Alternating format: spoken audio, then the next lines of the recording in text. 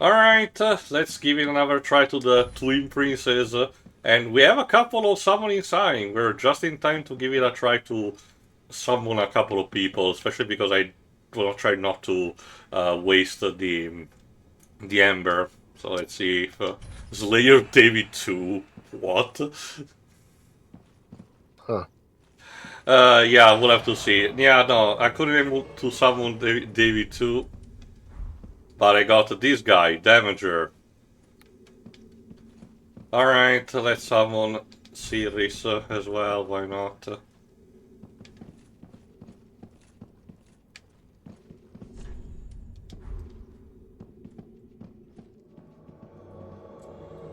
Alright, let's go.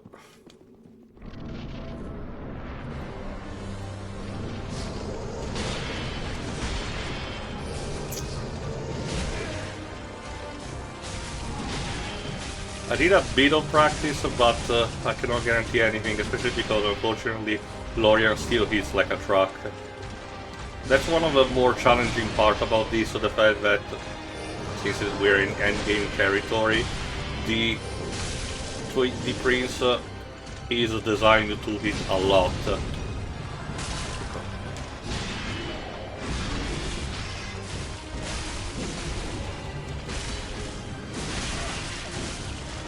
And there's the second phase to boot, so... But we had to get there, obviously, because that's mandatory end of the game stuff.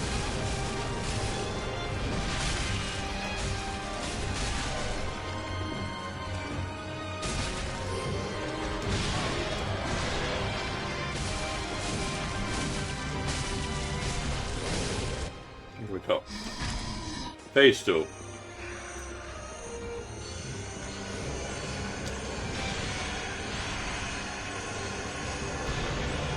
King, you might want to lay off the alcohol for a bit. It really makes you sick. It's Prince actually doing it. Prince, to be fair, they are still the heir of the thrones, so theoretically they are, de facto kings. But, that's also because I killed their father, so...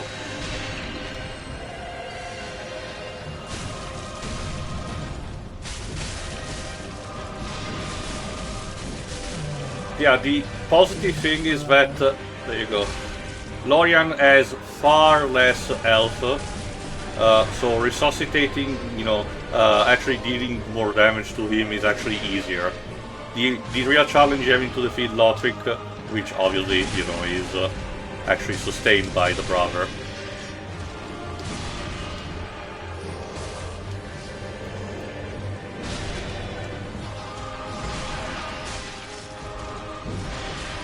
God damn it.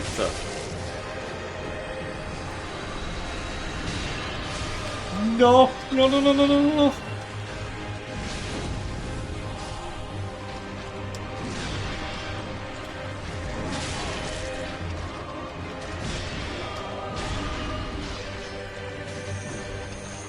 Can you knock the crown off his head? Sorry? Can you knock the crown off his head? No.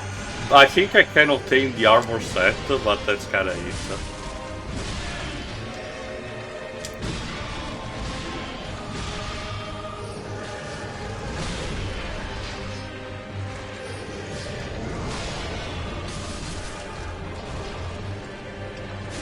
Alright.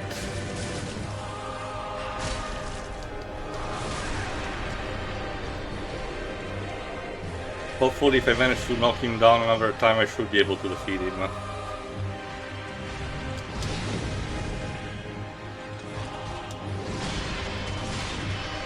Huh. Okay.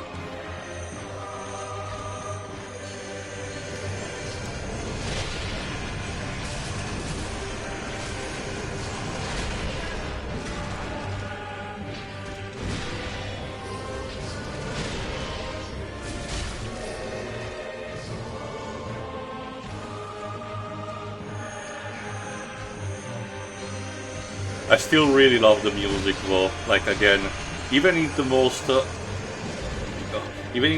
brutal challenges, ow, it's still, amazing. Of course it's gonna be good. There you like, go. A lot of people are gonna be here for a while. We're done. Yeah.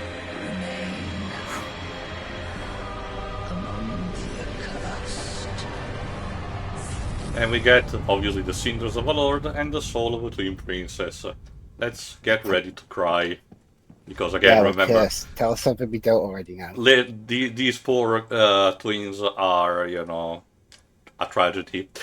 The two princes rejected their duty to become Lords of Cinder and settled down far, far away to watch the fire fade from a distance. A curse makes their souls nearly inseparable. I mean, I guess they're now, you know, together, probably happy in whatever afterlife there is here. And hey, bother to kill also their father. I'm not sure what happened to the mother, but that's not my business. Alright, before continuing on in the DLC, let's pay back a visit to the Firing Shrine to check a bit more on the stuff that we can obtain potentially with their soul. I think the most obvious one will be the sword that Lorian was using. I think it is the Lord White, it is the one that is tied to the Demon Prince that we were fighting a few parts ago. So let me give it a check. Aha, that so.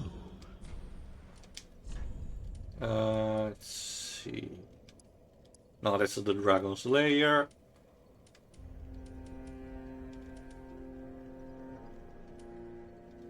In this king.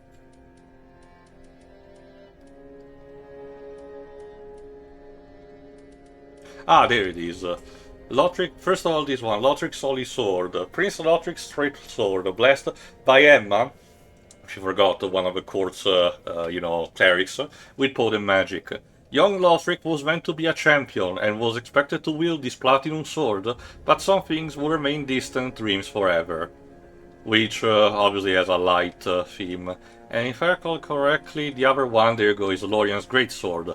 Ultra Greatsword of Lorian, Prince Lothric's older brother, cast in smoldering molten steel and stained black. Before Lorian embraced his brother's curse, he was a knight who single-handedly slayed the Demon Prince, Tien, but the victory eternally scorched his sword with flame, which gives that magma-like appearance that it had. And that's also the reason why he unfortunately was carrying himself through the ground during the fight. Alright, let me use this time to actually give a bit of a boost in souls. So, technically speaking, all we have to do now is beat the DLC and then we can proceed straight to the final boss. For all intents and purposes, we are practically done with the main game. So, the end is nigh actually. Hopefully, and I know I'm probably jinxing myself with this, it shouldn't take too long before getting there. So we're finishing the game today or next time? Not sure if next time, but probably... Okay, I'm gonna say less than 5 parts. That's my honest prediction. Welcome home, Ashen One. Speak thine heart. We have to see how long we manage to actually perform now. I wanna definitely finish Lap's questline, because the payoff is amazing, let me tell you. Let me see. Yeah, let's boost up Vitality so I can later equip more heavy suit of armors. So in the meantime, while I need to actually, you know, go back to move forward, pro sequence we already have seen, but still need to move forward. Before we started the stream, me and Dweebs were talking about the cartoons from the 90s that were, you know, video game adaptation, and not necessarily the Sonic ones. I already discussed a lot when we did Set AM. Like that, both that and Adventure Sonic the Hedgehog apparently were at least partially financed by the Italian mafia, and that in itself feels like a joke almost. It's one of those, you know, things that happen in your timeline and you don't think they're real. But no, it was mostly talking about the Mario and Zelda cartoons.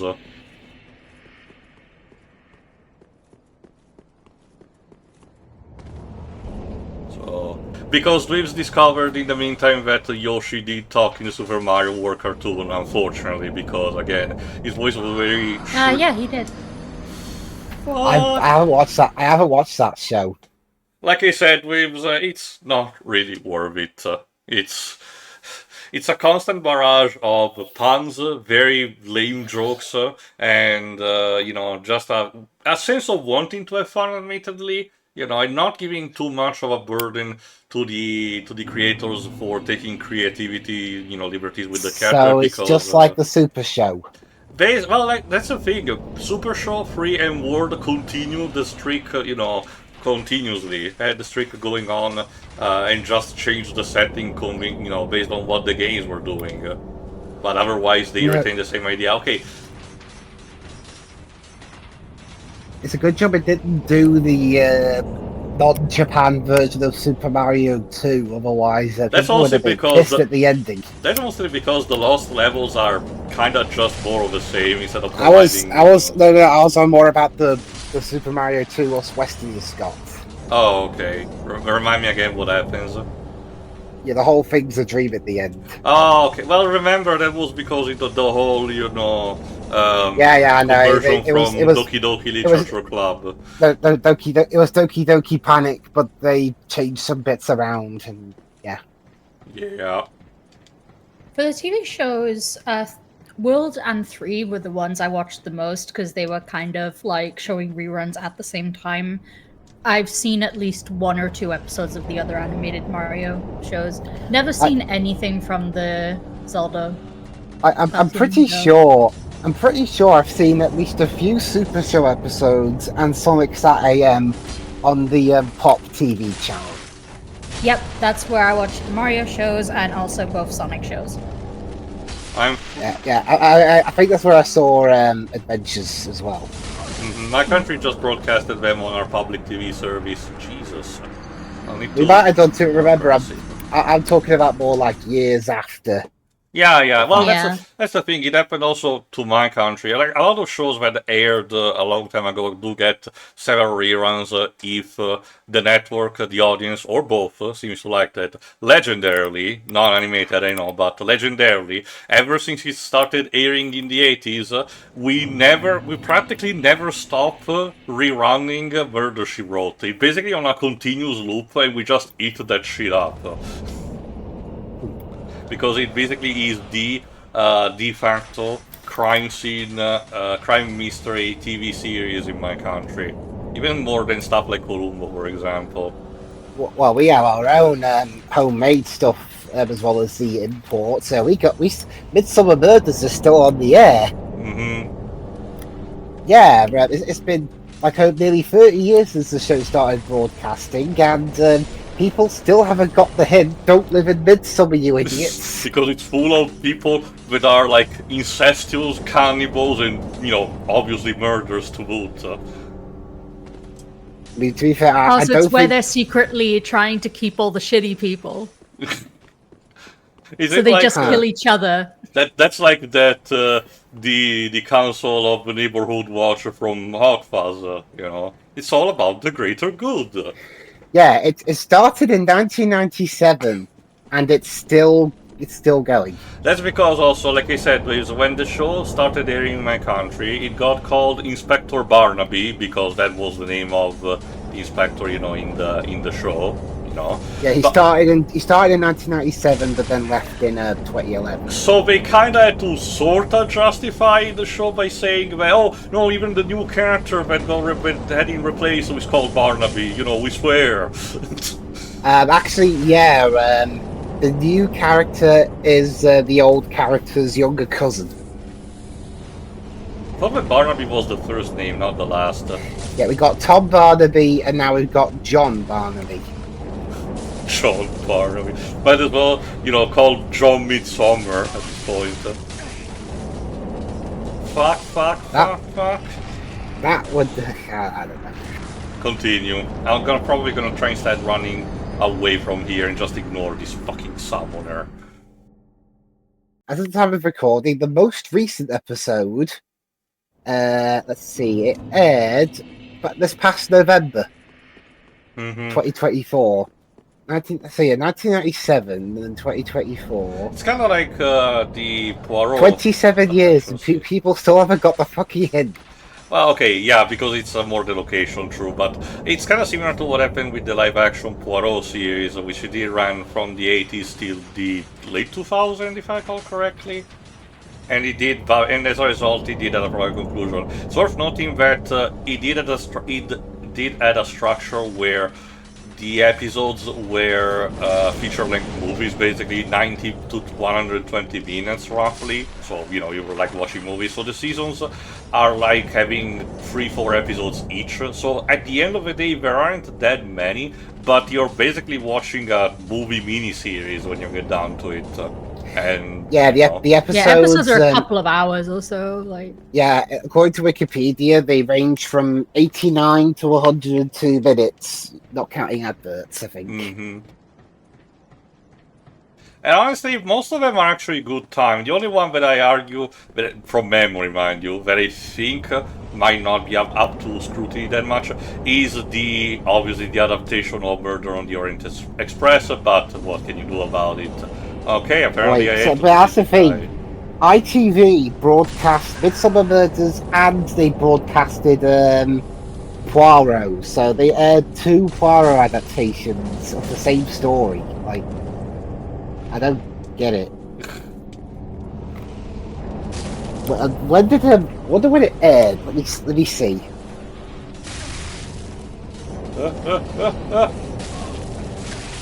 Stupid firing squad.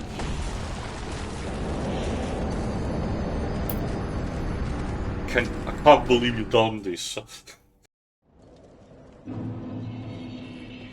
think it was called Death's Shadow. See, it aired in 1999.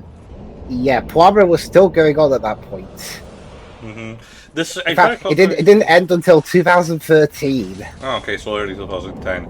I don't remember if it was the same director, but I know that the same production company also did, and I don't know if it's still going or not, a Miss Marple series, because, you know, one Agatha Christie property, let's go with the other one, why not?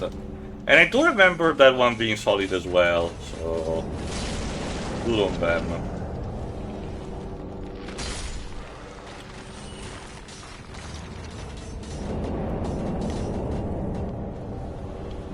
Well, my country does have a lot of, you know, murder mystery series on our own because, you know, it's one of the genres that, thankfully, we actually, you know, tend to do that is not just, you know, romantic comedy or drama about, you know, oh, my ex has left me once again, you know, or, oh no, I'm a 40-year-old white collar with a successful job, but I cannot find the love of my life and I'm an asshole, I don't understand why. You know, those kind of movies. So at the very least, the, you know, murder mystery stuff is a bit more enjoyable, but a lot of the times that kind of personal drama thing is also kept in those, and it's just fucking boring. This is why a movie like They Called Me Jig was kind of a bit of a fresh air to me, because he at least tried to do a superhero story intertwined with those. Mind you, unfortunately, it really hasn't aged that well, because a lot of the things that are included in it are just a bit, just a tad icky, that paint our protagonist that's supposed to be, you know, our hero, not exactly in a good light, unfortunately. I'm just okay with the director trying to explore the concept, but otherwise, you know, it's a early 2000 superhero movie 10 years too late to the party. There you go. Summoner defeated. I get a Divine Blessing and a Titanite chunk. Okay. Alright, now that we finally cleared the area because this fucker is not respawning. Let's clean up the mess and check all these treasures. A budding green blossom. A large soul of a weary warrior. Let's see on the altar here. Oh, an ember. Cool. And here, a titanite chunk. 2 titanite chunks. Yeah, you mentioned Poirot earlier. Apparently, we are going to be getting more more of the Kenneth Branagh films at some point. Mostly because I think the Halloween Murder in Venice, I forgot how the Haunting movie, in Venice. Haunting in Venice actually was successful enough, if I recall Yeah, correctly. it cost 60 million and made 122.3. So not that much, but it was in a time where, you know, yeah, it was released theatrically technically, but could have just gone here. Well, I suppose that can be like a little something that Disney puts their spare change into every now and again. Many of us are by the fire. Oh, For some, hello. I speak of thine kind and mine. Behold this city. We are kindred. Who you might two be. eyes which gaze upon the other. Fear not the Spider-Man, if he had a really, and really the bad feast mutation. begin. No, this guy's more of a giant tick. One was a wayfaring knight on an endless, forbidden search. Oh, I guess Only Lap the actually abyss went granted ahead. closure, Or is he if talking not about someone reunion else? with his beloved. Fear not the dark, my friend. Also, that statue behind the you, that's one feast of Green Silver begin. Knights. Many of us are by the fire, forsaken. I speak of thine kind and Okay, and yeah. Going on. I don't even know the name of this particular NPC. I probably should look up in between parts. No. I hated this kind of, trapping where the enemy is just going to push you off the cliff. You think you're so funny, game. Yeah, for a second there, before the enemy appeared, I thought you were going to pull a George Wood and just run off the cliff and play the game for it. So much for realism. Yuck, yuck, yuck. Yeah, that's something a sentiment to describe a couple of the enemies. And his rather brave, yet not very well explained Come back towards take down the people. Final Fantasy VII. Yeah. The only way Yeah, to I mean, win I don't mind necessarily that he doesn't like the game, that's fine, but he didn't really explain his points very well, even in that Pop ahead. elaboration video. On fire ahead. Purging up! Pieces of shit.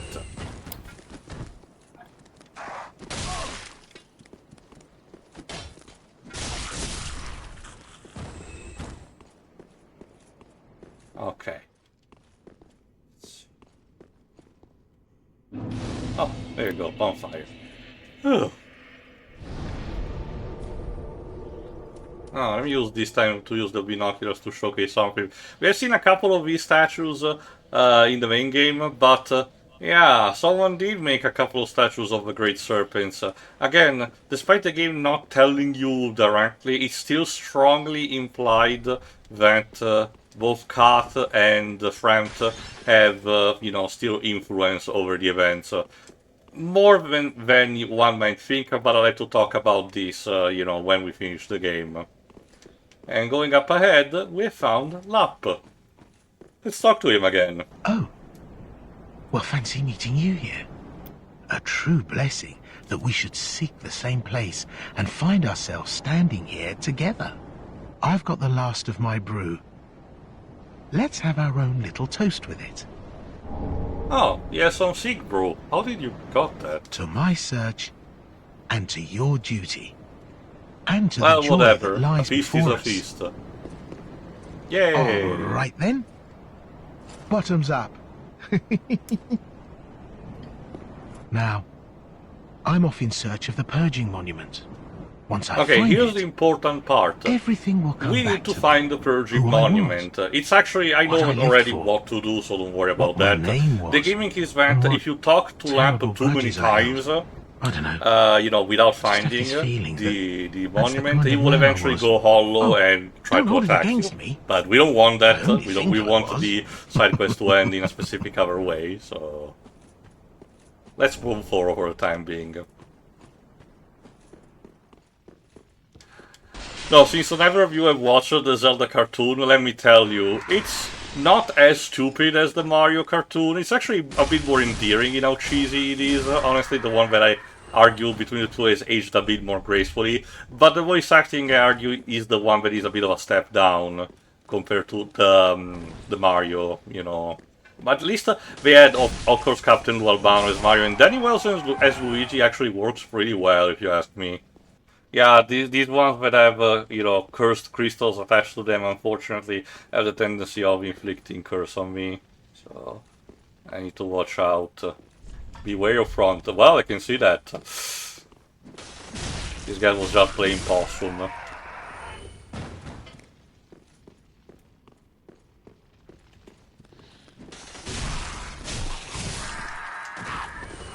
Ow.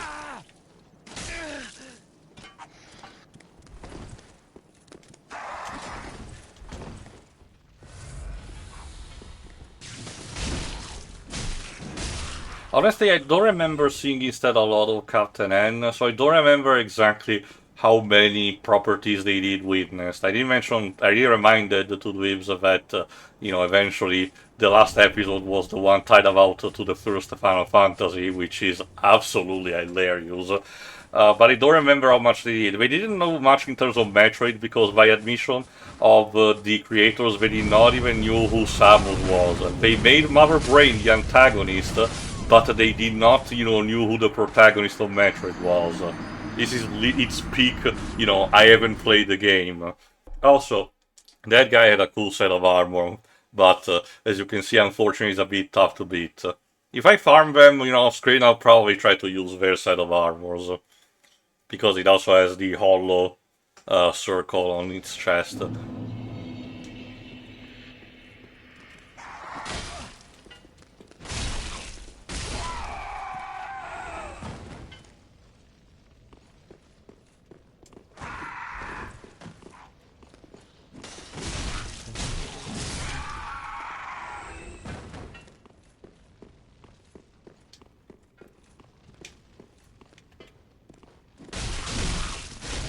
There you go. Go from the bell to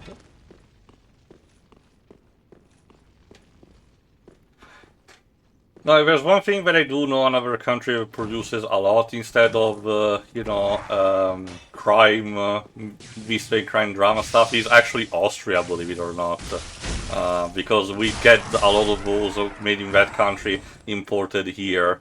So, I don't know what it's called in English, but there's this team, these TV series, which I think it's called Autobahn Cop Police 11, which basically is a special unit team, which it was basically kind of sort of Fast and Furious before it was cool, because in each episode they had a tendency of smashing a fuck ton of cars.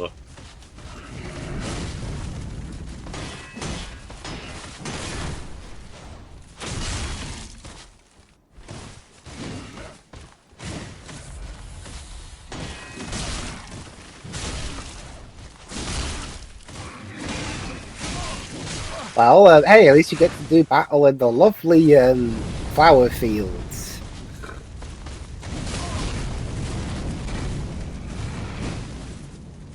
Don't worry, Waves, we'll have all of the British, you know, small country jokes when we get to Bloodborne. Is that, I guess, has Bloodborne still got an all British cast? Yes, obviously, but it also helps that its setting also is more reminiscent of... Again, the joke that people make is about surviving one night in the UK, that's because, you know, the town of that the game is set is, you know, taking place in is very inspired by Victorian London. You know, the kind of, imagine, you know, your average day that Charles Dickens had to walk by, you know, just, you know, infested by werewolves. That's the kind of thing that you get. You just don't... Oh, Jesus Christ, the Turtle Man. You just instead don't get the abusive parent telling the child, "Oi, oi, did you got £4 to go for the cobbler?" You know, stuff like that. There's a whole string quartet, so it is fitting.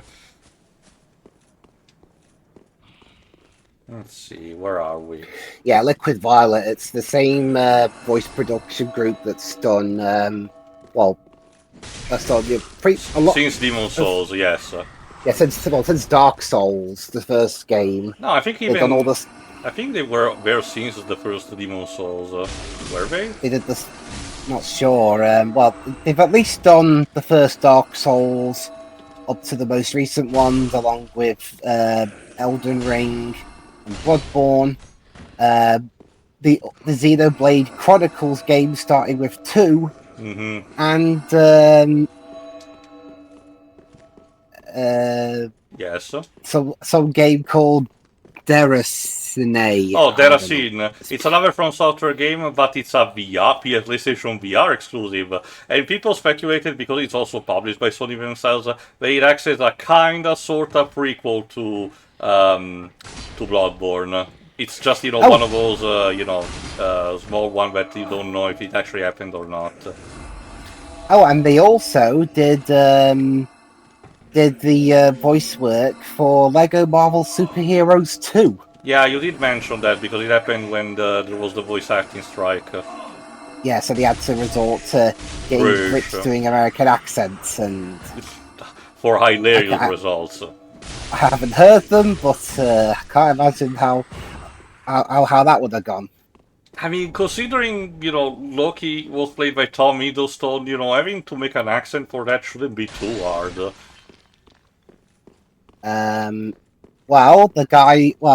Sacha Darwin, who played the Master during the Chris Chibnall voiced Steel Serpent. Huh. If in case you don't know, it's basically the arch rival of Iron Fist. I know, I know that your mind immediately gets telegraphed to the awful Netflix series, but, the character does have a rich history in the Marvel Universe.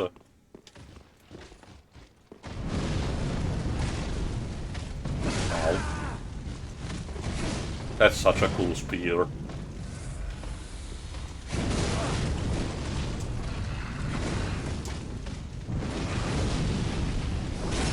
Thankfully, these people can also be backstabbed, so ahoy!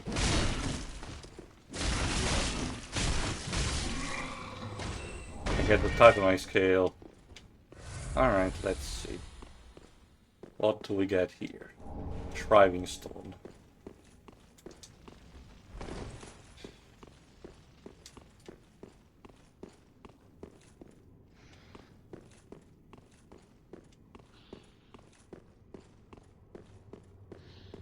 Oh no, I think it's this place with more hollows.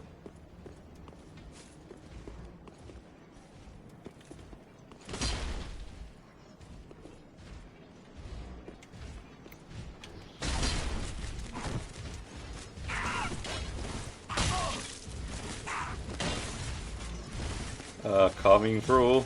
Sorry. Can we open this door? Oh no. Yeah, I got baited. I forgot that behind that door is an NPC to talk with. Let's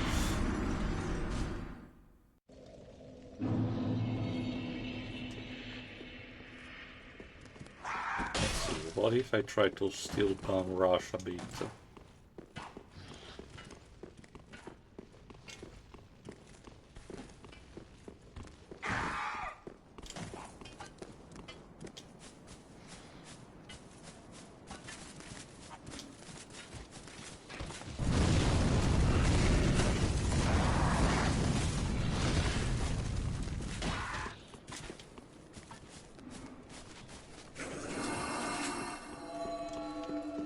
Yeah, that seems about right.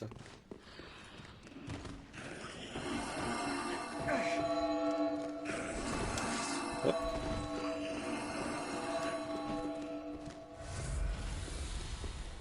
Let's get down here again.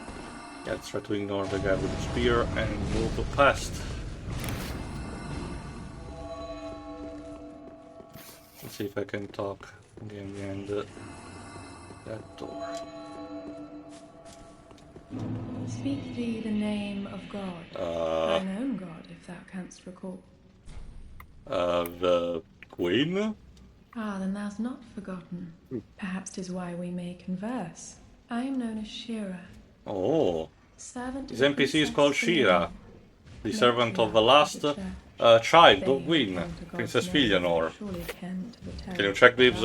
who these NPC is voiced by. I did thee take not from the princess her peace or Oh, fuck me. where Poppy- does she lie by the side? Poppy Drayton, What else has she done? Abigail Jameson Kane in the second and third season of Charmed. Can you tell me what that is? There you go. Witches. Oh, okay. Well, I guess with a title like that, I'm the fool for asking the question. And she was in Midsummer Murders, but what Of course, British actor hasn't been in that show? I mean, again, it's kind of like what's that? EastEnders. This is the soap opera that you mentioned that every single British actor has passed through by one time.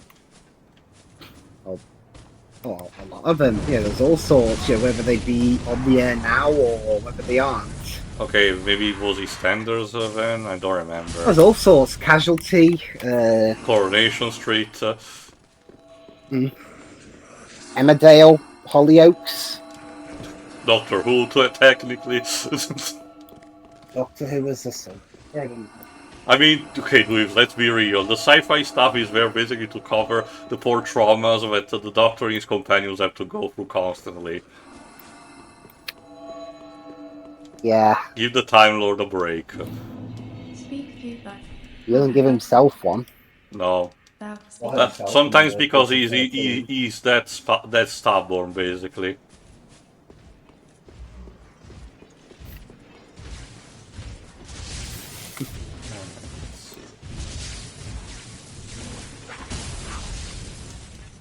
Moss fruit.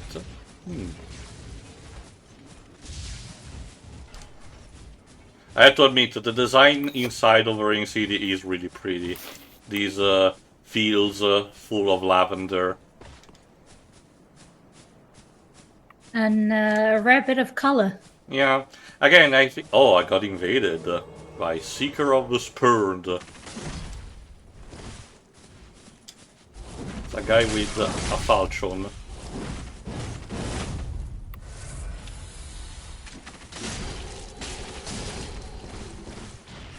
Oh, and a crossbow to boot.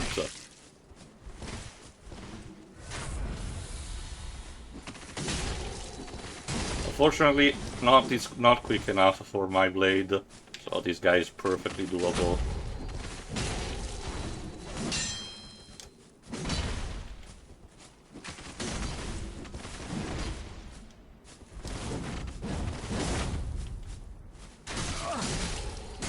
There you go.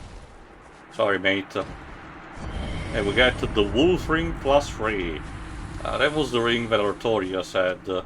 Also, the Black Witch set, which belonged to one witch from the first game. Funnily enough, that witch set has been adopted by a community figure, presumably the witch, that is a YouTuber which uses the compiling tools in modding to actually analyze models to, making the job of, lore discovery more easy by analyzing the game literally piece by piece. Let me see. The wolf ring should be accompanied by the others. No, not the cat ring. Where is it? Sure it was here. Oh, there you go. Ring associated with the Abyss Walker Artorias, one of the 4 Knights of Wind, the First Lord. Increases poise, which doesn't really do much in this game. Artorias had an unbendable Wheel of Steel, and was unmatched with a greatsword. Also had an adorable wolf companion that we killed, because we're the real monsters. All this really is our fault. Obviously. Despite everything, it's still me. Despite everything, it's your fault. Alright, let's proceed a bit ahead and we'll see how far we can go today. I need to actually deal with these big guys.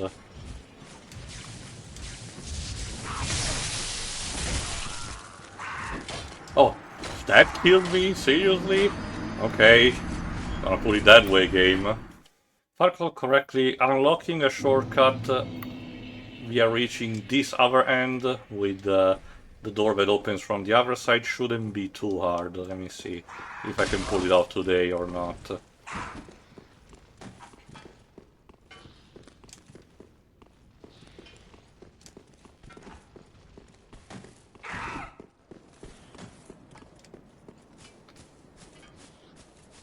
I'm actually curious on something else completely unrelated with, but just, out of curiosity, because I got to show this movie to Deji the other day.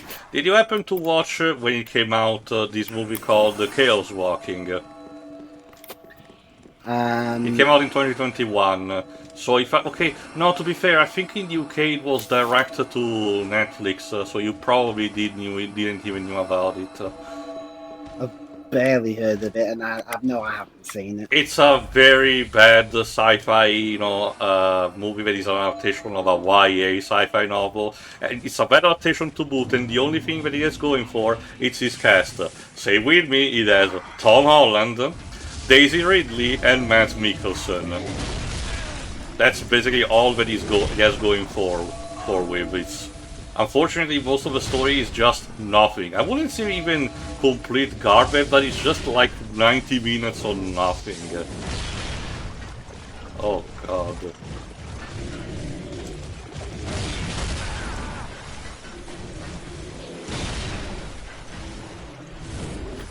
Ah, go away.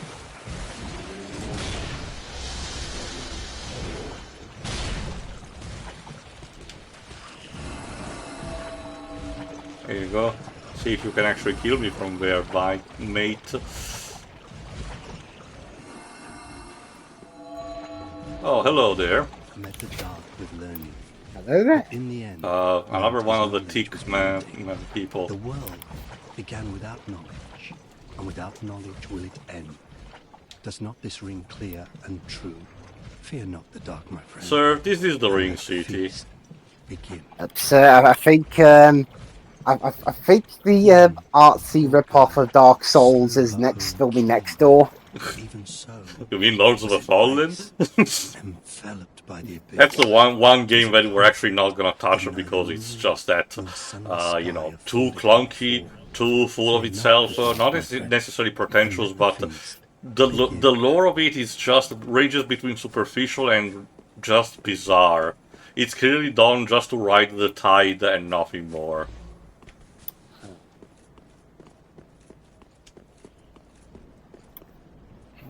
Let's see.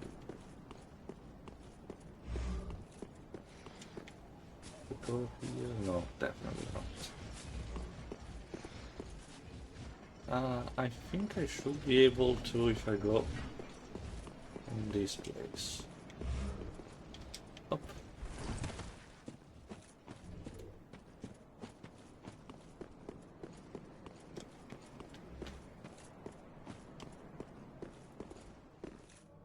Oh, I got invaded by another person, a Silver Knight in this case, with a giant hammer. Sure, bring it on. Lido. Oh, you're called Lido? Be prepared to concedo.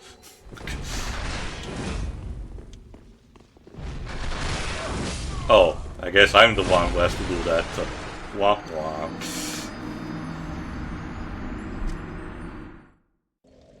Alright then, that's pretty much it for today.